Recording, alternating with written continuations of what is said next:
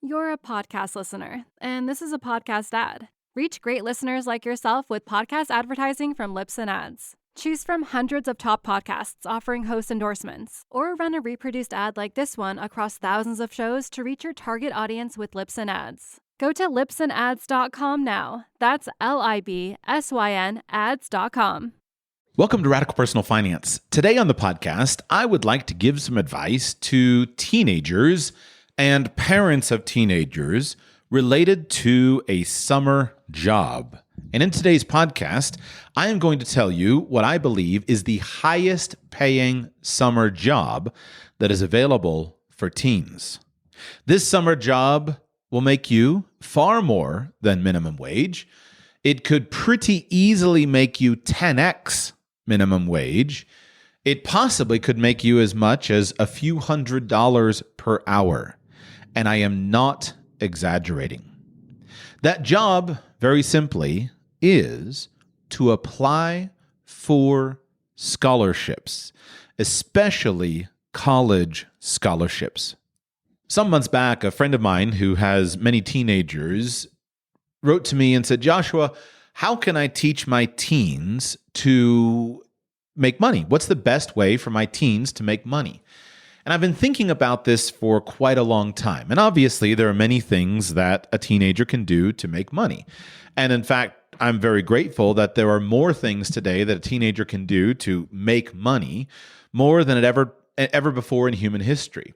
Now, this particular friend of mine lives in Europe, and there's not a place where, in the town where she lives, it's unlikely that her children will be able to get kind of the standard American-style summer job.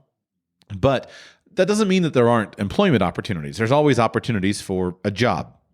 But I think, don't we want a little bit more? Wouldn't we like to make a little bit more money? And so you go to things like self-employment or business. After all, one of the nice things about the internet revolution is that if a teenager is able to develop the skills that the market values, then that teenager can access a global job market.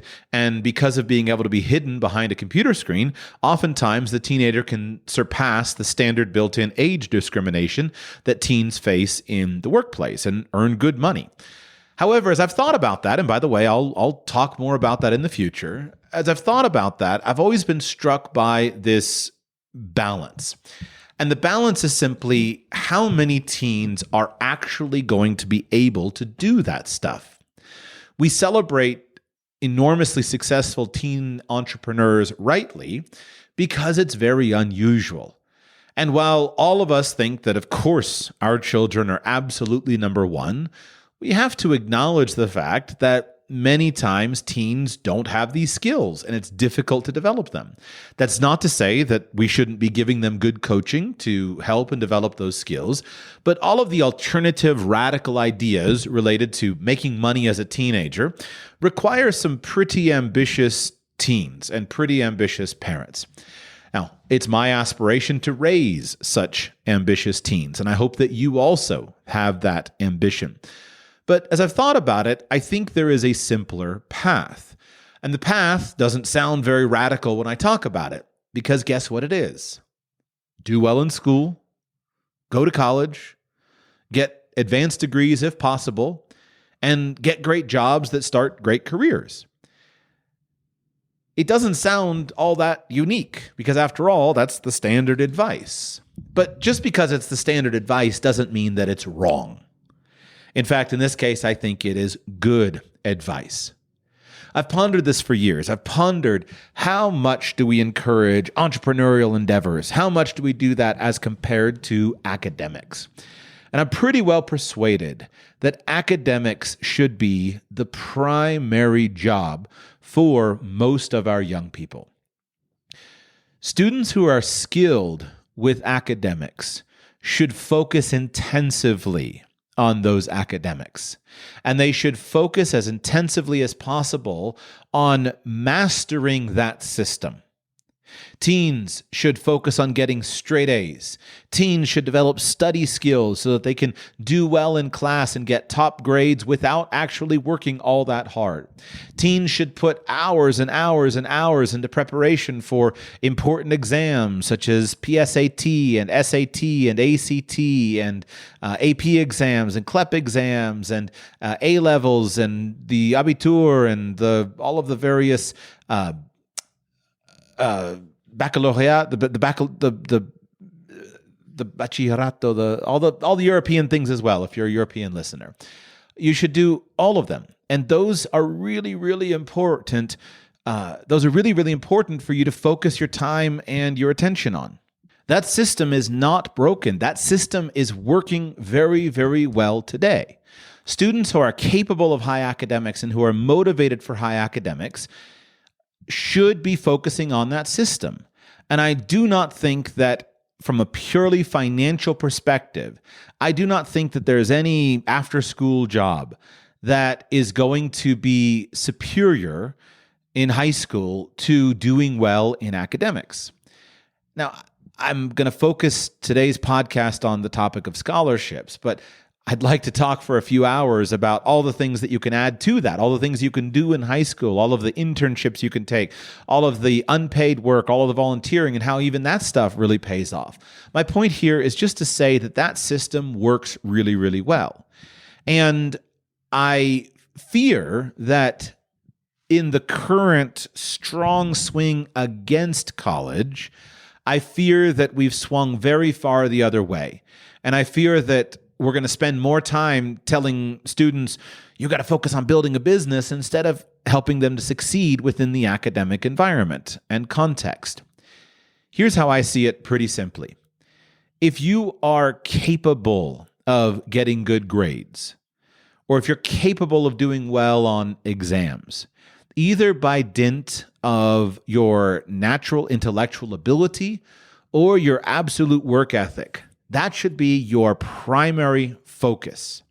That should be your major area of focus.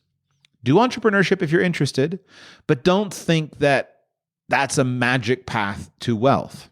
It may work out well, and you can always do entrepreneurship, and you can do entrepreneurship alongside your academics. It's valuable, but don't neglect focus on academics.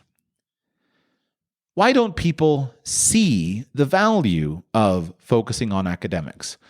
One big reason, which is what I'm focusing on today, is that they think the payoff is many, many years in the future. They think that the payoff is, well, after I finish high school and after I go to college and after I pay $150,000 for a college degree, then I'll finally start to make some money and maybe I can have my student loans paid off by the time I'm 30. Well, this is nonsense. This is ignorant nonsense. Your focus on academics can pay off very, very quickly, possibly in as few as 2 or 3 or 4 years, depending on your age, if you know what you're doing and you're paying attention to life. Now, unfortunately, most of us, when we are teens, we are ignorant. I was ignorant, totally ignorant in high school, totally ignorant in college. I never even imagined that there were people out there who could give me good advice. I have a friend of mine who is a professional guidance counselor at an elite international private school, and his entire career is helping the children of elite parents to go and fulfill their dreams and be placed into a college environment that is a good fit for them. Not a single time in high school did I meet with my guidance counselor. I knew the guy's name, but I never had a clue. No one explained to me what a guidance counselor was, what a guidance counselor did. I didn't even imagine that there were resources out there that could help me. I didn't have a clue. When I went to college, I didn't engage in any strategic planning. I took an SAT score. I took an SAT exam. I never studied for an SAT exam. I just took it. I got a score. I assumed that that was the point of the test. I didn't know you could study for the SAT exam. I didn't know you could take prep classes. I didn't know you could take prep books. No one sat me down and explained to me how crucial this number was. I never had a clue. I just went, took the exam, got a score, figured, all right, now that's done. I never took the ACT. I never tried for much of anything else. I took a few AP exams because I thought it would be fun, but no one coached me on actually preparing for the AP exams. I didn't know how to study. I just kind of naturally did okay and passed most of them and failed a few of them and kind of went on with my life. When I went to college, I applied to exactly one college. And I applied for exactly one extra scholarship simply because my siblings had all gotten the scholarship. I didn't know you could go and apply for many scholarships. So I got a little bit of merit-based aid from my university. I got a Florida Bright Futures scholarship based upon my GPA, and I got a Kiwanis scholarship because all of my siblings had all gotten a Kiwanis scholarship, and so I knew to apply for that. I never even dreamed that I could go and apply for more scholarships. And so I trotted off to school and owed money, started borrowing money on student loans, and I just assumed that was the way it was. I was entirely ignorant of all of the world of money that could be thrown at me if I just exercised a little bit of attention and a little bit of initiative. And I desperately wish I had figured it out, that I'd gotten coaching. I don't blame anybody. I don't blame anybody but myself, but I was too dumb to go and ask questions. So what I want to explain to you, either the teen or aspiring teen or parent of a teen today, is how wrong that thinking is. And I want to tell you why studying for school, taking exams, doing exam prep, applying for scholarships is probably the best paying work that you can possibly do. Now, let me defend quickly the point I made about you don't have to wait for many years. Here's the math of college. When people look at college, especially today, in which it has now become very popular to gripe about college and to say it's not worth it, the whole system is broken, it's not worth it, and it's too expensive. What if college were free? What if college were entirely free? Even better, what if you got paid to go to college? Would that change the math? Would that change the calculus? And here I mean calculus in the sense that your own calculations of cost versus value. This is the missing point that people do not understand when it comes to college. I would be very slow to encourage someone to go to college if the cost of college was to go out and spend $150,000 and borrow it on student loans to go and get a mediocre degree from a mediocre college. In that specific circumstance, I'm going to be on the anti-college bandwagon for that student. Instead of that, I'm going to go and encourage the student to go and get a quick, fast, and easy degree online so you can just check the box that I've got a college degree, and I'm going to focus on getting into a career, getting into work, and just getting the degree fast, easy, and cheap. Now, I'm not going to go deep into college financing, but the idea that college today is expensive is absurd. College is only expensive at universities that publish their rates as expensive private universities, and it's only expensive if you don't get any financial aid. And yet, in the way the U.S. system works, they throw financial aid money at you if you're intelligent and get good grades and a little bit accomplished, and if you are dedicated to understanding the system. Ironically, I have an outline somewhere in my notes for a show that I had planned to do. I'll just give you the teaser of it. Did you know that the rate of which Scandinavia? I think it was Sweden. That in one of the Scandinavian countries, which is extremely has a lot of social welfare, in which tuition is entirely free. Do you know that I think it's Sweden has some of the highest rates of student loan balances, even though the college itself is free without tuition for everybody? It's astonishing. Whereas in the United States, there's so much money available for you, not only with regard to scholarships and and financial aid, real financial aid, not loans, but in all kinds of grants and fellowships and things that are available to you, but even just in terms of the low cost. Let me stay on track. So the point is, back to the $150,000 school. Now let's change it. Let's assume that I tell you, you can go to a college, and the college or some benefactor is going to pay the full cost of $150,000 for you. That $150,000 is going to cover all your tuition, all of your room and board, all of your expenses, your books, everything for you. And all you got to do is go to college and get good grades. Well, now everything changes, because the normal course load in a university is laughably easy. Full-time is considered to be 12 to 18 credit hours per week over the course of 2 academic semesters per year. Let's say you're taking a full course load of 18 hours per week. Now, my engineering students and my mathematics students and somebody, maybe the physics student, something like that, will quickly know that, yes, you do actually have to do homework. I never even dreamed of doing an hour of homework for every hour of class, even though I probably should have. I never did that. Not a single time did I ever do an hour of homework for an hour of class. So, but let's say that you do. Let's say that you're going to do an hour of homework for every hour of class. You're up to 36 hours a week of obligation. Let's say that you are an engineering student or a physics student, and now you're going to do 2 hours of homework reliably and consistently for every 1 hour of class, and you're going to take 18 credit hours. Guess what your obligation is? 54 hours a week. 54 hours a week, that's it. And you're living in a place where you walk to class, you walk back to your dorm room. That is the easiest life anybody can imagine. You have another 60 hours a week available to you that you could do anything you want. There's nothing you can't do when you're in college, even if you're taking a full load. So all of the things that people alternatively say, they say, well, you know what? I shouldn't go to college because I want to start a business. Guess what? Go start the business. Let someone pay for your college degree. Go start the business. Or they say, I got to work. You can work. My senior year of college is about the only year of college that I'm actually proud of. I took 19 hours of class, both semesters, senior capstone courses. I worked 40 hours a week at a job I had to commute to. I got straight A's, and I still had plenty of time for fun and travel. It worked fine. So you can work a 40-hour job. You don't have to choose, is the point.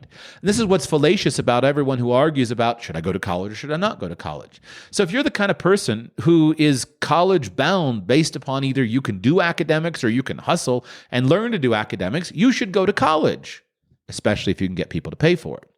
So how do you get people to pay for it? Well, you sit down and you start figuring out how the system works. And the secret to the system is a couple-fold. I'm doing a very focused podcast here. I probably should teach a 20-hour class on it. But the basic idea is you need to highly qualify yourself on the metrics that people are looking for qualifications, and then market yourself to all of the people who are looking for qualified people like you. Now, there's a little bit of distinction that we need to make, because the kinds of things that a student should do to qualify himself, for example, to get into an elite university, are often different than the kinds of things that a student should do to qualify himself for getting a great scholarship. So I'm not talking today about admission to an elite university. Here's what I never understood, though, when I was young. I remember one time I was taking a class in college, and someone told me about a Harvard MBA and how prestigious it was. And I thought for a moment, hey, that'd be pretty cool. Wouldn't it be fun to go and do something prestigious, like apply to Harvard? So first thing I did was pulled up the tuition schedule for the Harvard MBA program. And actually, at one point, I actually toured the campus, and I was in Boston for a business trip of some kind, and I toured the campus. And I thought, hey, that'd be pretty cool. But the first thing I did was saw the tuition, and I immediately assumed, well, I can't afford that. I can't do it. I didn't have any understanding of how financial aid works for colleges. So if you're interested in going into an elite university, what you need to know is that elite universities have about $1 bazillion in their funds, in their endowment funds. And if you can get accepted to an elite university, regardless of your financial situation, you're going to be able to go. I'm not sure that's always the right move, but just know that if you can get accepted to an elite university, you're going to be able to go. But there are many other paths. And if you want to go to college and not pay for it, you absolutely can make it happen. You may not be able to do it at an elite university, but you can certainly do it at a high-quality university, because if your academic credentials are sufficient, you can get a merit-based full ride. And a full ride, or even a full tuition, being, just to clarify the terms, a full tuition means they'll pay all your tuition costs, but you're still responsible for room and board and books and fees. Or a full ride, in which case they'll pay for your tuition and your room and board and your books and your fees. So these are available. Full rides are available for an undergraduate degree.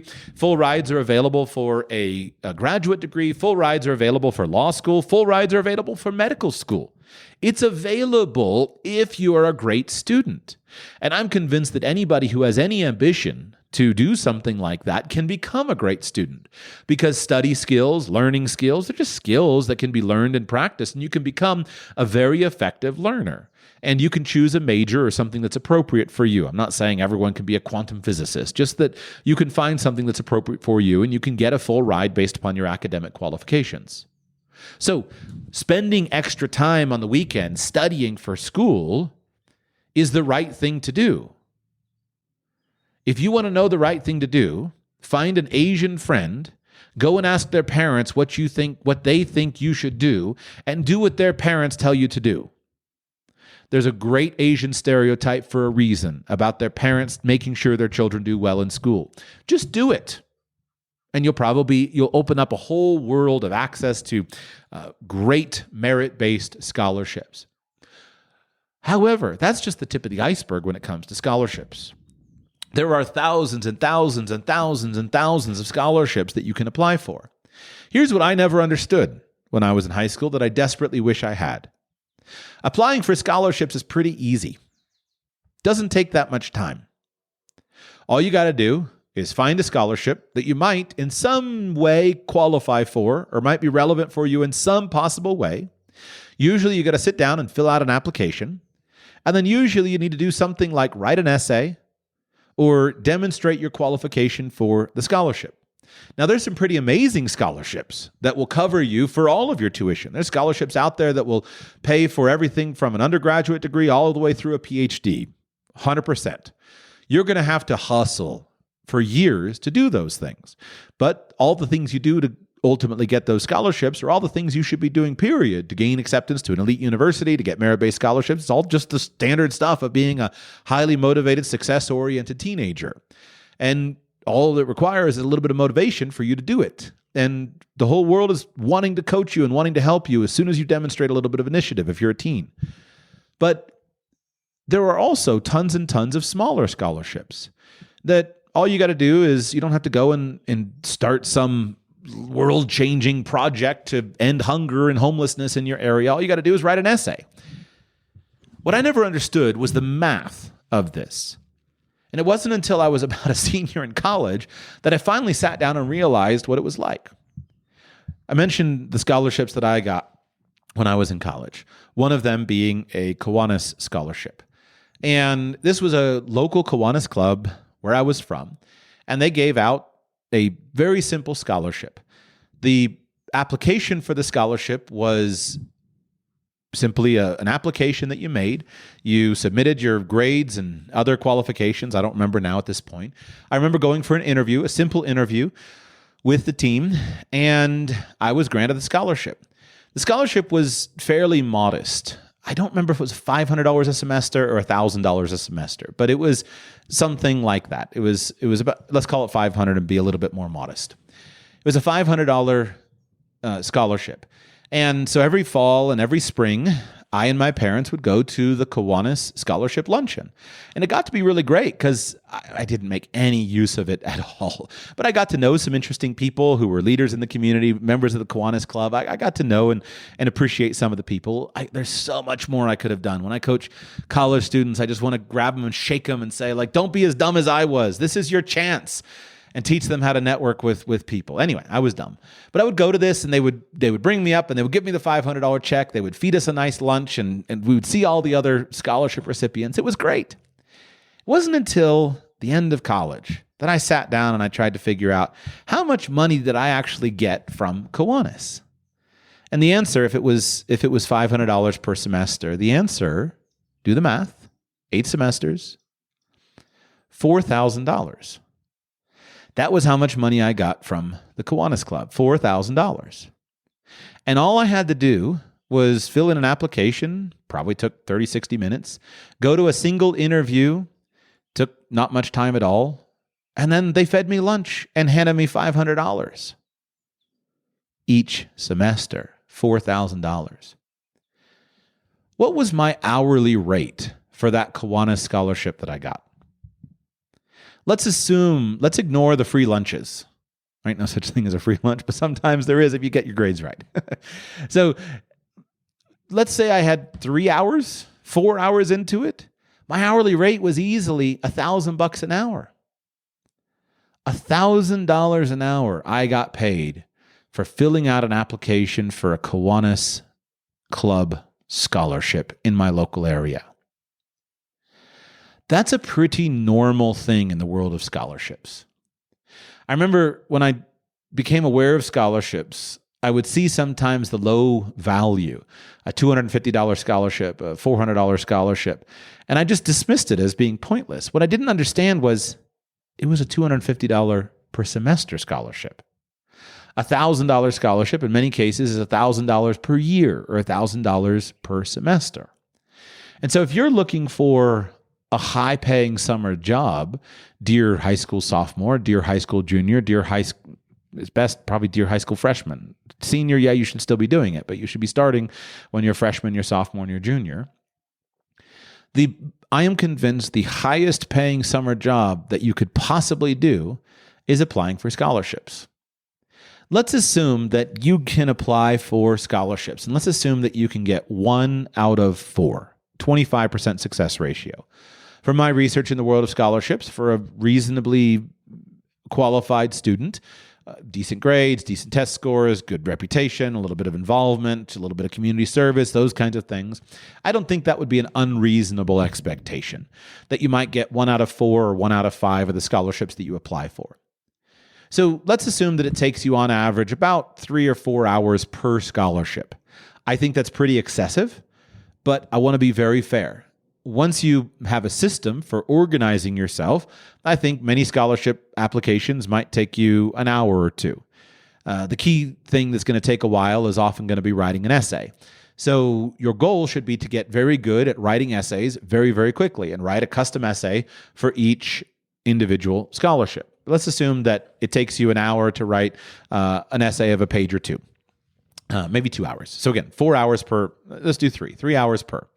So you apply for 4 different scholarships, 4 different $1,000 scholarships, and you get 1 of the 4.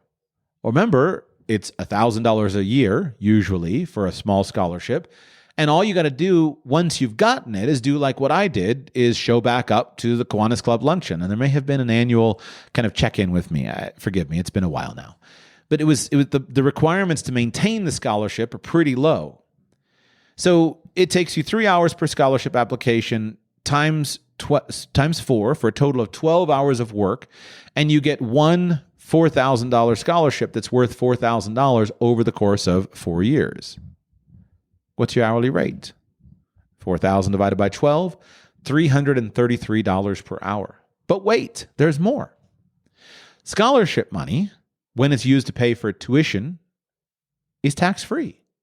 So it's even better than, what would you have to pay for that to go out and do and work in order to earn the $333 per hour? Where are you going to make $333 per hour consistently? And then what would you have to do to go out and actually make it post-tax? The numbers are beautiful when you start digging into them. They're fantastic.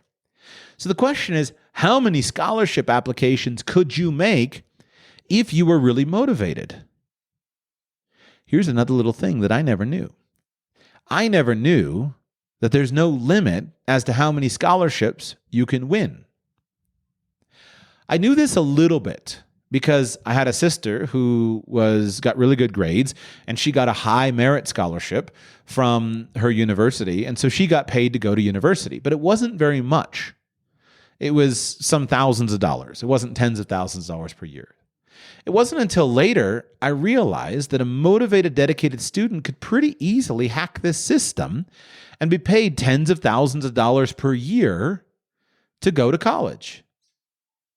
Now imagine, back to that college discussion that I said, imagine that you did well with academics, so you were qualified in order to get into a college that you wanted to go to, and imagine that all of your expenses are covered by your scholarships, all of your tuition payments, all of your room and board, your books, your class fees, everything's covered.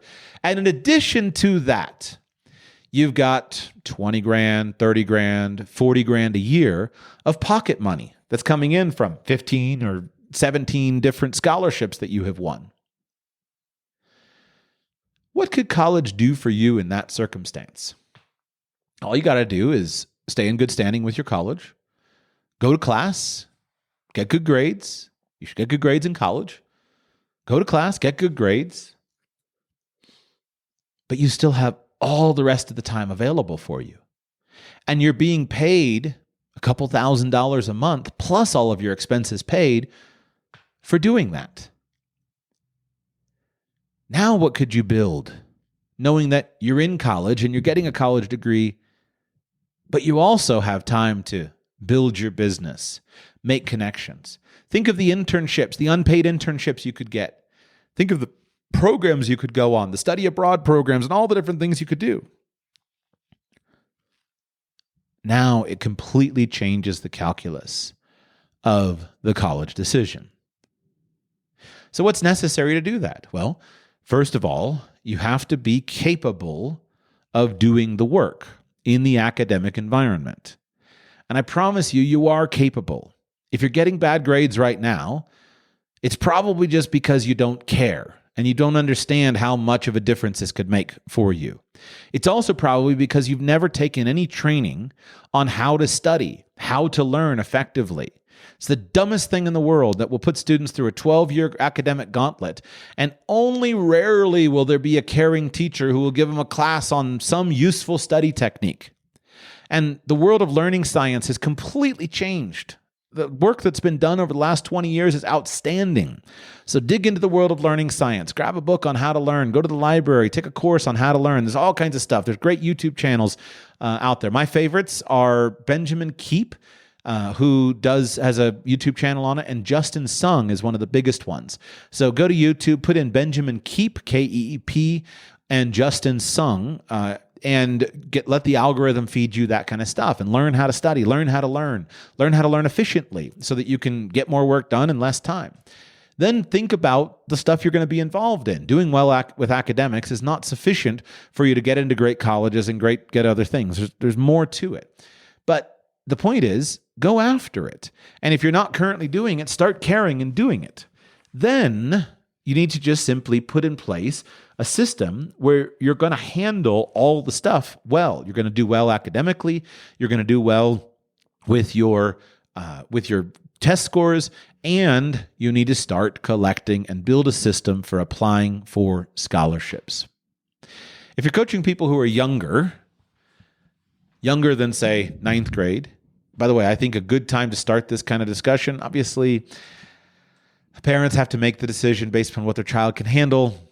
I don't want to create a meat grinder of a system where we just yell at people all the time and you got to do this, you got to do this. I think there's benefit to childhood.